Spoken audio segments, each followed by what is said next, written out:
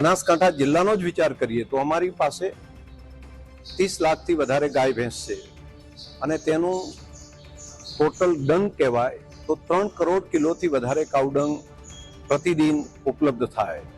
તેમાંથી જો અમે સીએનજી બનાવીએ, પ્યુરિફિકેશન કરીને બાયો સીએનજી જો અમે કરીએ તો 3.5 લાખ મેટ્રિક ટન દર વર્ષે માત્ર ગાયના છાણમાંથી ગેસ મળી શકે।